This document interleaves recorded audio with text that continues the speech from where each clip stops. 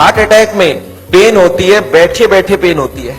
अच्छा, एंजाइना में कब होता है? चलने से पेन होता है, रुकने से पेन ठीक हो जाती है। जब 70, 80, 90 ब्लॉकेज हो, 70, एक आदमी बोलता है मुझे दौड़ने में दिक्कत है, तो कितनी ब्लॉकेज बोलूं? More than 70। एक बोलता है मुझे चलने में दिक्कत है, तो कितनी ब्लॉकेज बोलूं?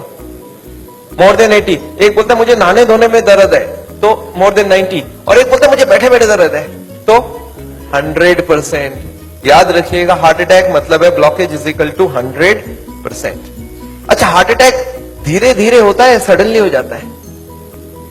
सडनली हो जाता है। सडनली अभी का भी हो गया हार्ट अटैक, 5 मिनट पहले मिला, 5 मिनट बाद खत्म हो गया, हार्ट अटैक हो गई। कैसे हो जाता है आपको याद है? अब देखिए एक बार।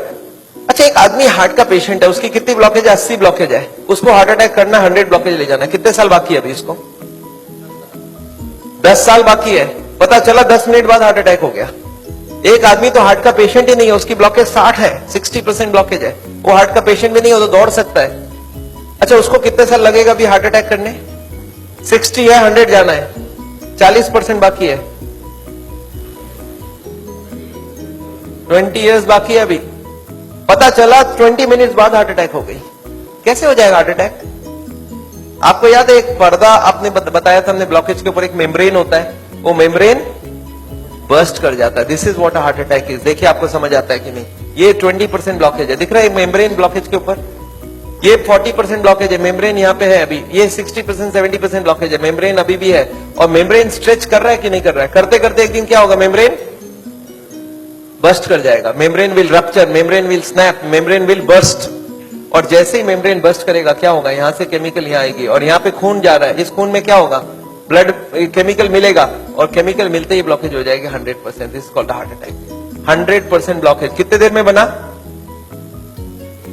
5 मिनट में। 0 से 80 आने लगा था 40 साल, और 80 से 100 आने में 5 मिनट्स, 2 मिनट्स। अब एक बात बताइए, हार्ट अटैक को रोकना कैसे है? आपका दिमाग क्या बोल सकता है? मैं आपको समझाता हूं, एक एग्जांपल सोच लीजिए। एक नोट का गड्डी है, नोट का गड्डी समझते हैं? नोट के गड्डी में रबर बैंड लगा है, मैं हर दिन उसमें नोट घुसाए जा रहा हूं। और जब रबर बैंड टाइट हो गई तो आपको मैंने पूछा क्या करूं कि रबर बैंड ना फट जाए, तो आप क्या जवाब देंगे हमको? नोट घुसाओ मत। आप ये पूछेंगे सर अभी तक रबर बैंड फट गया क्या? मैं बोला नहीं, अभी तक नहीं फटी है। आप बोलिए एक काम करना, कल से नोट घुसाना मत, देखना फटेगा नहीं। ये काम बात ठीक लग रहा है कि नहीं लग रहा है आपको? घुसाना बंद करो। और मैं एक स्टेप और आगे जाता हूं कि कुछ नोट निकाल लो कि रबर बैंड ढीला हो जाए। अब फटने का क्या चांस है? एकदम नहीं है। एंड यही बात मैं हार्ट के पेशेंट को समझाता हूं। मैं बोलता देखो अभी जहां तक चले गए चले गए, अब आप ब्लॉकेज को बढ़ाओगे तो एक ना एक दिन हार्ट अटैक होगा। कब होगा हम नहीं जानते, पर कभी ना कभी हो सकता है। आज 80 है, मालूम नहीं 90 में पर्दा फट जाए। ये पर्दा कब फटेगा हमको नहीं मालूम है। हर आदमी का पर्दा अलग अलग है, हर आदमी की मेम्ब्रेन अलग अलग स्ट्रेंथ की है। अब कब फटेगा नहीं मालूम, पर एक बात पक्का मालूम है कि आज से नोट घुसाना बंद कर दिया तो फटने के चांस कम हो जाएगा। और कुछ नोट निकालना चालू कर दिया तो आपको क्या लगता है, लॉजिकल बात हो रही है कि नहीं? वो जो कारण है ब्लॉकेज का उसको हटाओ और बॉडी में सप्लाई फैट का बंद करो। अब हार्ट अटैक का chance is almost nil, almost nil. और यही बात मैं हार्ट के पेशेंट को समझाता हूं। आपको क्या लगता है, सही हुआ कि नहीं हुआ? कॉमन सेंस के बात यही बोलता है कि नहीं, ब्लॉकेज का कारण को हटाओ और खत्म करो बात। तो ये है हार्ट अटैक रोकने का उपाय। मैंने देखा है बहुत सारे पेशेंट ये करते नहीं है, वो खाना पीना गलत खाते रहते हैं, दवाइयां खाते हैं। कार्डियोलॉजिस्ट को पूछ भी लेते हैं कि डॉक्टर साहब मैं आपसे दवाई ले रहा हूं तो आपके अंडर में हो गया ना? डॉक्टर बोलता है हाँ मेरे अंडर में हो। बोलता है डॉक्टर साहब कभी हार्ट अटैक हो जाए तो आप कहां मिलोगे? मैं अभी ब्लॉकेज बढ़ा रहा हूं, आप सिर्फ हमको बताओ हार्ट अटैक के वक्त आप। अच्छा, कार्डियोलॉजी भी बड़ा खुश रहता है, बोलता है मेरा मोबाइल नंबर रखना, जब भी हार्ट अटैक हो मुझे इन्फॉर्म करना और मैं आपको बताऊंगा कहां पहुंचना है और मैं भी वहीं पहुंचूंगा, फिर आपको बचाने की पूरी कोशिश करूंगा। पर हार्ट अटैक के बाद, हार्ट अटैक के पहले करने का कुछ जरूरत? आपको क्या लगता है, सही बात हो रहा है गलत हो रहा है? अरे हार्ट अटैक के पहले ही रोक लो ना कि हार्ट अटैक। पर मैंने देखा आजकल ऐसा ही कुछ हो रहा है। Anyway I don't want that. अच्छा एक बात बताइए, ये जो पेशेंट है जिसका ब्लॉकेज बढ़ रहा है, ये सब जानता भी नहीं है क्या क्यों ब्लॉकेज बढ़ रहा है। कार्डियोलॉजिस्ट के पास जाए तो उसको बता देना चाहिए कि नहीं किस लिए ब्लॉकेज हो रहा है। अच्छा, अगर हार्ट के हॉस्पिटल में आप चले जाएं तो वो लोग भी यही सब बात करेंगे ना आपसे? क्या लगता है, हाँ या ना? वो लोग क्या बात करेंगे? उनके पास दो प्लान है, एक है बाईपास सर्जरी और एक है एंजियोप्लास्टी। अच्छा, इतनी कॉमन सी बात है, ब्लॉकेज का कारण को रोको, वो इसको नहीं बता के बाईपास एंजियोप्लास्टी क्यों बोल रहे हैं? आपको क्या लगता है? आगे पहले कॉमन बात बताओ, फिर तो बाईपास सर्जरी एंजियोप्लास्टी की बात करते हैं। वो लोग चाहते नहीं है ये सब ज्यादा, वो बोलते हैं भाई हमारी बाईपास की काम अच्छी। अच्छा, वो लोग कैसे ले जाते होंगे आपको उस तरफ, मैं आपको समझाना चाहता हूं कैसे ये सिस्टम बन गया कि वो बाईपास एंजियोप्लास्टी की तरफ चले जाते आदमी। मैं आपको समझाता हूं। एक आदमी है, ऑर्डिनरी आदमी है, खाने में खूब चर्बी खाता है, उसको क्या मालूम इससे ब्लॉकेज होता है, सिगरेट उगरेट पी रहा है। एक दिन चलते चलते वो देख रहा है जब मैं स्पीड लेता हूं मेरे को यहां पे दर्द हो जाती है, फिर मैं रुक जाता हूं, दर्द ठीक हो जाती है। कितनी ब्लॉकेज है? 80। चलने में स्पीड लेते ही दर्द हो रहा है, जब वो दादर चढ़ता है, सीढ़ियां चढ़ता है, उसको दर्द होता है, तो कितनी ब्लॉकेज हो गई? 80। अच्छा, वो बताएगा क्या किसी को? सोचता है कि अभी तो मैंने फील किया है, अगर घर में जाके बता दूंगा घर वाले परेशान हो जाएंगे। एक तो ऐसे ही वो परेशान है, इतने सारे कॉम्प्लिकेशंस है घर पे, और मैं ये भी बता दूं तो झंझट हो जाएगा। बताता नहीं है। कितने दिन तक नहीं बताता है? 2, 4, 6 महीने तक वो खींचता रहता है। क्या करता है? जब भी स्पीड लेने का काम होता है बोलता है मैं धीरे धीरे जाऊंगा, आप छोड़ दो, जाने दो। जब दादर चढ़ना होता है तो धीरे से चढ़ता है, सामान उठाना होता है नहीं उठाता है, पर धीरे धीरे पता चल जाता है। एक दिन वाइफ बोलती है आप स्पीड में चलिए, पेशेंट बोलता है मेरे से स्पीड नहीं चला जाता है। बोला क्यों? बोलता मेरे को यहाँ दर्द होती है। वाइफ बोला आपने कभी बताया नहीं? बोलता नहीं, वो तो थोड़े दिन से हो रहा है ना, कुछ दिनों से। वाइफ अब छोड़ देगी वाइफ या नहीं छोड़ेगी? वाइफ बोलती है चलो कल डॉक्टर के पास जाएंगे। तो लोकल कार्डियोलॉजिस्ट के पास पहुंच गए। अच्छा, लोकल कार्डियोलॉजिस्ट को जाके बता दिया कि डॉक्टर साहब जब मैं स्पीड लेता हूं तो यहाँ पे छाती में दर्द हो जाता है, फिर रुकता हूं ठीक हो जाता है। अच्छा, उनको कुछ आइडिया लग जाएगा? वो ईसीजी करके देखते हैं, उसमें कुछ नहीं आता है। पेशेंट बोलता है सर ईसीजी में नहीं आएगा, आप चला के ईसीजी लीजिए तब आ जाएगा। उसको मालूम है चलने से दर्द होता है, तो डॉक्टर स्ट्रेस टेस्ट कराता है, उसमें खराबी आ गई। अब इसका मतलब क्या हो गया? हार्ट की बीमारी है या नहीं है? ऑलमोस्ट पक्का हो गया। अब कार्डियोलॉजिस्ट क्या बोलते हैं? बोलते देखो आपको हार्ट की बीमारी हो गई है। पेशेंट घबरा जाता है, बोलते सब क्या करूं? बोलते एक काम करो, मैं एक हॉस्पिटल का नाम लिख के देता हूं, उसमें चले जाओ, और एक कार्डियोलॉजिस्ट का नाम लिख के देता हूं, उसके पास चले जाना, और वहां पे वो जाके एंजियोग्राफी करेंगे, उससे पता चलेगा ब्लॉकेज है या नहीं है, और उसके बाद वो बाईपास सर्जरी एंजियोप्लास्टी जो भी बोलेंगे वो सब करवा लेना। पेशेंट बोलता है इसका मतलब वो सब करा लो। बोला हाँ, जो भी निकलेगा उस हिसाब से करा लेना। पेशेंट बोलता है सर और कोई बात? बोला एक काम कर देना, मेरा उनको बता देना मैंने ही आपको वहां पे भेजा है। अच्छा, इसका भी कुछ फायदा है ना? अच्छा, अब आप कहां चले गए नेक्स्ट डे? पेशेंट पहुंच गया हार्ट के हॉस्पिटल में, कार्डियोलॉजिस्ट को बता दिया कि मैं स्पीड लेता हूं, मेरे को छाती में दर्द होता है। कार्डियोलॉजिस्ट को कुछ समझ आ गया क्या? उनको बहुत अच्छे से समझ आ गया, एक नया पेशेंट आ चुका है। अच्छा, वो बोलते नहीं ऐसा, वो क्या बोलते हैं? वो बोलते हैं मेरे को डाउट है ये ब्लॉकेज है या नहीं है। अच्छा, पेशेंट खुश हो जाता है। पेशेंट बोलता है वो डॉक्टर तो मेरे को डरा ही दिया था, बोलता हार्ट की ब्लॉकेज है, और ये बड़ा डॉक्टर ये बोलता है मेरे को डाउट है। पेशेंट बोलता है मेरे को हार्ट की बीमारी हो ही नहीं सकता। अरे मैं कभी कोई गलत काम किया ही नहीं, सिगरेट तो बहुत लोग पीते, मैं भी पीता हूं, और चर्बी उर्बी तो बहुत लोग खाते, मैं तो थोड़ी बहुत ही खाता हूं। तो पेशेंट क्या सोचता है कि कुछ निकलेगा तो नहीं, डॉक्टर ठीक ही बोल रहा है, कुछ मिलेगा ही नहीं। पेशेंट बोलता है सर कोई उपाय है, पता चल जाए ब्लॉकेज कितना है। कार्डियोलॉजिस्ट बोलते हैं बस एक एंजियोग्राफी कर लेते हैं, आपको देख लेते हैं है या। अच्छा, पेशेंट मान जाएगा नहीं मान जाएगा? पेशेंट बोलता है सर कोई भी टेस्ट हो मैं तैयार हूं, आप बोलो क्या क्या कराना है। बोलते नहीं, आपको एडमिट करके आपके अंदर एक तार घुसाएंगे और उसमें जान भी जाने की चांस है। अच्छा, पेशेंट फिर भी नहीं चाहता है कुछ, तो बोलते बिना तार घुसाए कुछ कर लीजिए ना, पता करना है ना ब्लॉकेज, कर लीजिए आप। कार्डियोलॉजी बोलते हैं एंजियोग्राफी बिना कुछ नहीं पता चलेगा। अच्छा, एंजियोग्राफी हो जाएगा नहीं हो जाएगा? एंजियोग्राफी हो जाता है। पेशेंट बोलता है चलो एक बार करा लेते हैं, फिर घर जाके सोचेंगे ब्लॉकेज मिल तो जाए, देखे तो सही कितना है, फिर जाके घर में। अच्छा, पेशेंट प्लान कर लेता है। क्या प्लान करता है? कि मेरी 30-40 ब्लॉकेज तो हो सकती है, मैंने गलत काम किया है, बड़े दिनों से मेरे को कोई नहीं बोला था, फैट नहीं खाना मैं खाया हूं, सिगरेट नहीं पीना मैंने पिया हूं, तो कुछ ब्लॉकेज मिलेगा। और प्लान क्या बनाता है कि घर जाके कल से सारा खाना पीना बदल दूंगा, वॉकिंग चालू कर दूंगा, एक्सरसाइज चालू कर दूंगा, एकदम प्लान करके एंजियोग्राफी में जाता है कि कल खाली रिपोर्ट लेके घर जाना है। अच्छा, रिपोर्ट में कुछ, एंजियोग्राफी होने के बाद रिपोर्ट में कुछ मिलेगा या नहीं मिलेगा? रिपोर्ट में एंजियोग्राफी में कितनी ब्लॉकेज मिलेगी? 70, 80 एंड 90। अच्छा, जब 80 ब्लॉकेज मिल जाए, कार्डियोलॉजिस्ट सडनली बदल जाता है, वो बोलते हैं you are very lucky. Patient बोलता है लकी मतलब कुछ भी नहीं मिला आपको? बोला लकी इसलिए कि आप ठीक टाइम में यहां तक पहुंच गए, थोड़ा सा लेट आते तो कुछ भी हो सकता था। पेशेंट बोलता है इसका मतलब कुछ सीरियस बात है। बोला आप बचे कैसे, मेरे को समझ नहीं आ रहा। यू आर वेरी लकी, अभी तक बच गए आप। अब आपका बचने का चांस बहुत कम है।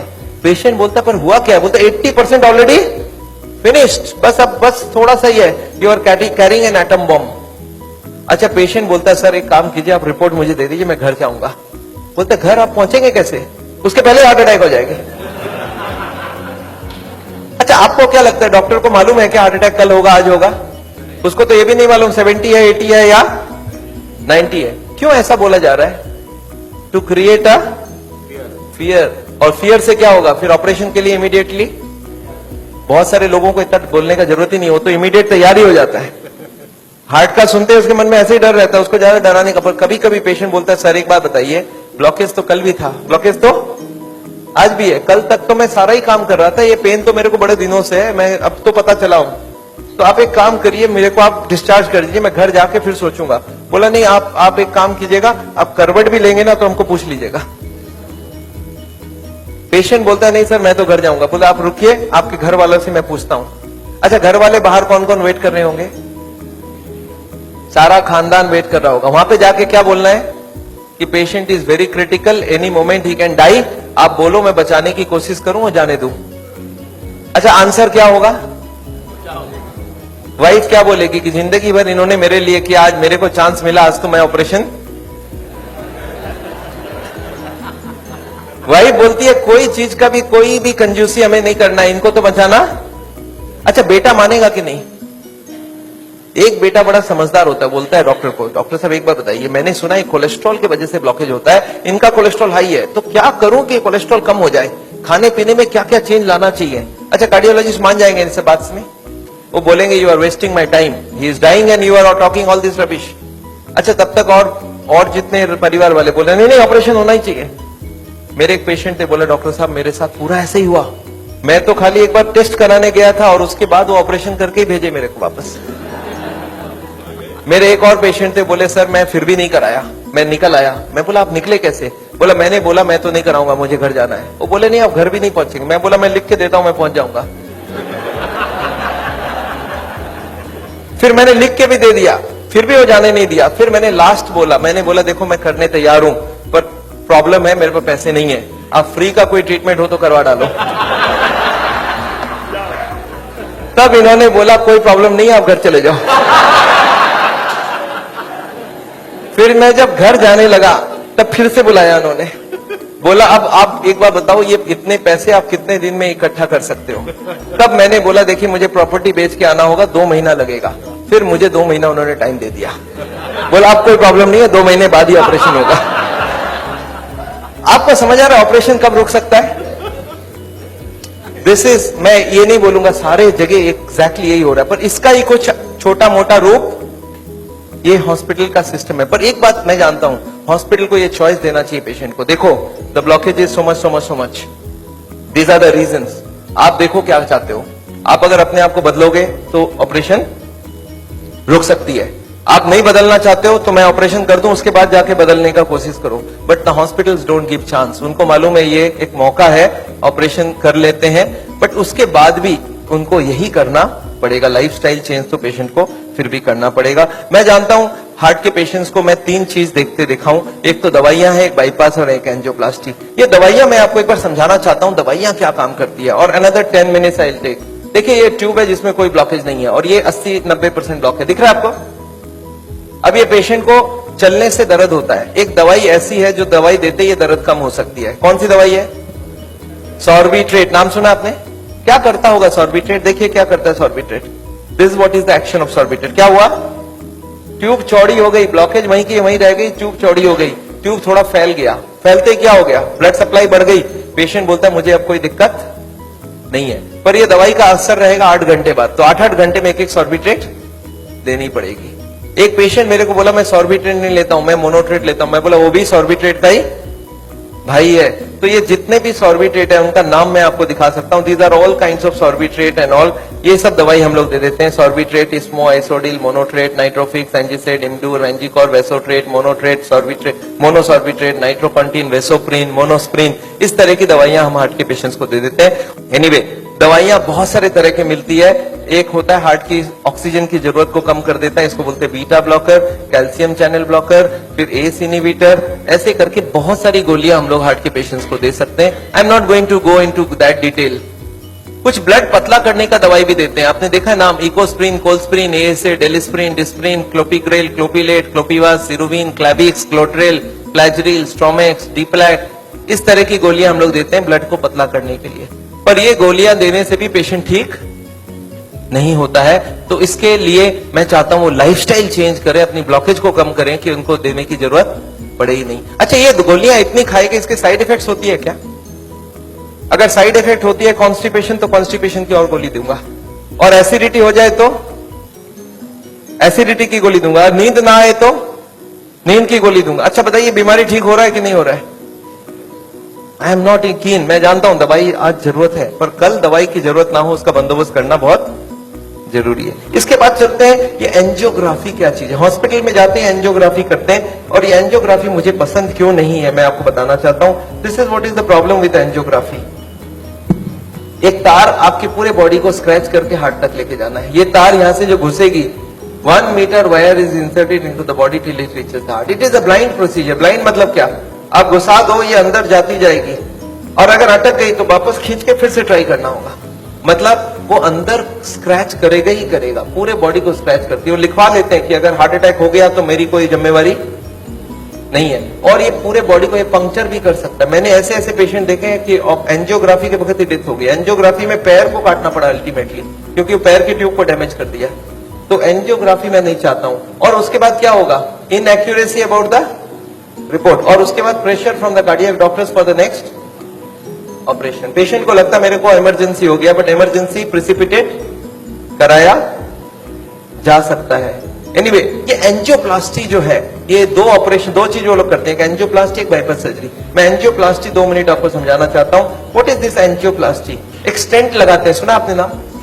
एक रिंग लगा देते हैं हार्ट में। What is this? Let me explain what is this. पिछले 20 साल में ये जो एंजियोप्लास्टी है, ये बार बार फेल किया और बार बार इसको सक्सेस बताया गया। पहले आई थी बैलूनिंग, बैलून एंजियोप्लास्टी। उसके बाद बहुत सारे तरह के एंजियोप्लास्टी आई, ऑर्डिनरी स्टेंट आई, फिर गोल्ड स्टेंट आई, फिर रोटा ब्लेडर आया, रेडियो एक्टिव स्टेंट आई, लेजर एंजियोप्लास्टी आई, आजकल चल रहा है ड्रग कोटेड स्टेंट। पर ये सारे के सारे फेल हुए हैं। क्यों फेल हुए, एक बार समझाना चाहता हूं। देखिए, ये बैलूनिंग क्या चीज है? याद है आपको एंजियोग्राफी के वक्त तार अंदर घुसाई थी, वो कहां तक गई थी? हार्ट तक, यहां तक तार आई थी। इस तार के ऊपर ये बैलून होता है। इस तार को थोड़ा सा धक्का मारते हैं। कभी कभी कार्डियोलॉजिस्ट तार को अंदर रख के ही बाहर आ जाते हैं, आके बोलते हैं देखो तार अंदर है, बोलो तभी खोल दूं। आप बोलते हैं चलो खोल दो, कितने लगेंगे? 2 लाख लगेंगे। 2 लाख दे दिया। अब ये तार को ये लोग धक्का देते हैं थोड़ा और, तो तार की जो बैलून है ये बीचों बीच आ जाती है ब्लॉकेज में। अब इस बैलून में पानी डालना होता है। ये बैलून ऐसा होता है, इसमें पानी डालते ही बैलून फूल जाती है। अच्छा, पानी कैसे डालेंगे? आपने होली में बैलून फुलाया एक सिरिंज से? सिरिंज में पानी ले लो, सिरिंज को दबा दो तो बैलून के अंदर पानी घुस जाए। तो बाहर से सिरिंज से पानी डालेंगे तो बैलून क्या होगा? फूल जाएगी। फूलते ही ब्लॉकेज कहां गई? साइड में दब जाएगा, ऊपर कंप्रेस्ड हो जाएगी, नीचे कंप्रेस्ड हो जाएगी। अच्छा, ये बैलून को जब पानी निकाल लेंगे तो क्या होगा? बैलून को वहां पे 2-4 सेकंड से ज्यादा नहीं रख सकते, क्योंकि हार्ट अटैक हो जाएगी, 100 हो जाएगी ब्लॉकेज। तो बैलून में पानी डाला और सिरिंज से वापस पानी खींच लिया। जैसे ही पानी खींचा, बैलून वापस चिपक गई, तार को पकड़ के बाहर निकाल लिया। Angioplasty over. आपको समझ आ रहा है क्या करना पड़ा? ये तार यहां थी, इसी को थोड़ा आगे किया, बैलून डाल, पानी निकाल लिया और ब्लॉकेज वापस। अच्छा, ब्लॉकेज वापस आ जाएगी नहीं आ जाएगी इसके बाद? क्या लगता है आपको? This is elastic. इलास्टिक समझते हैं आप? ये लोहा या पत्थर नहीं, इलास्टिक है। और जैसे ही बैलून निकाल लिया, ब्लॉकेज वापस आने लग गई। थोड़े साल बाद यही कार्डियोलॉजिस्ट मान गए बैलूनिंग काम की नहीं है। पहले क्लेम किया था बैलूनिंग एक बार कराओगे जिंदगी भर चलेगी, फिर मान गए काम की नहीं है। फिर क्या हो गया? फिर वो बोले इसमें स्टेंट लगाना होगा। What is this stent? Look at this, this is the blockage. दिख रहा है आपको येलो कलर की? और इसके अंदर एक बैलून डाल दिया। आपको दिख रहा है ब्लैक कलर का बैलून? बैलून में पानी डाला तो ब्लॉकेज कहां चलेगी? साइड में आ गई। जब बैलून निकाल लेंगे तो ब्लॉकेज वापस आएगी, तो यहाँ पे एक स्प्रिंग लगा देते हैं। ये स्प्रिंग क्या काम करेगा? ब्लॉकेज को आने से रोक देगा। आपको समझ आ रहा है स्प्रिंग का मतलब क्या है? अगर स्प्रिंग डाला गया, इसका मतलब क्या है? कि ब्लॉकेज वापस आ रही थी। इसका मतलब पहले वाला जो क्लेम था वो गलत था कि बैलूनिंग करा लो, ठीक रहा। इसके बाद ये जो स्टेंट लगी, स्टेंट का एक मेजर प्रॉब्लम है कि इसके अंदर से ब्लड जाएगी।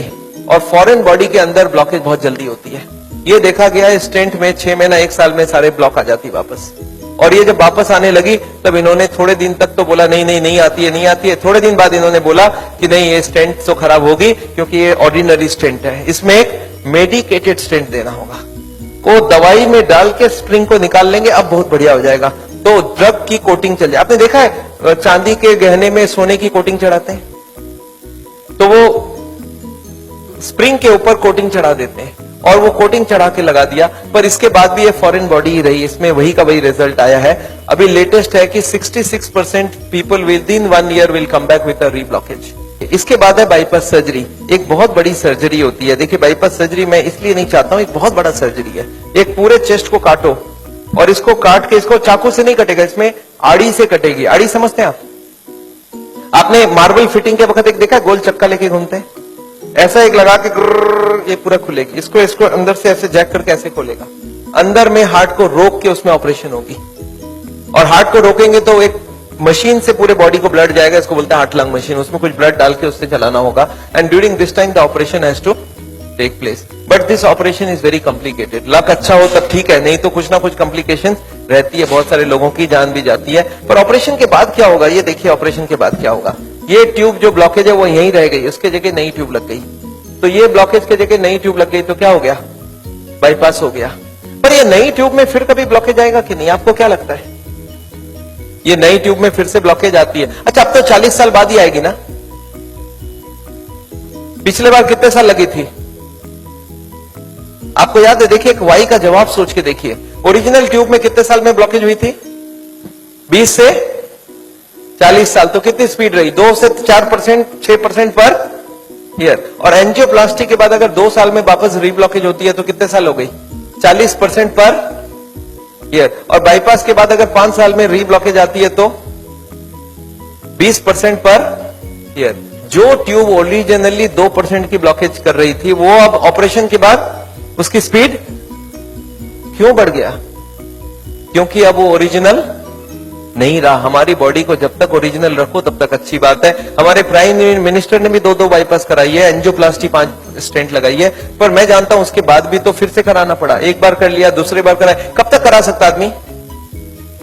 और मैं जानता हूं बॉडी में एक बार कॉम्प्लिकेशन कराना, उनके लिए तो चलो बहुत बड़ा टीम लगेगा। हर आदमी के लिए इतनी बड़ी टीम नहीं भी लग सकती है और इतना बड़ा ऑपरेशन नहीं भी कर सकते ठीक से।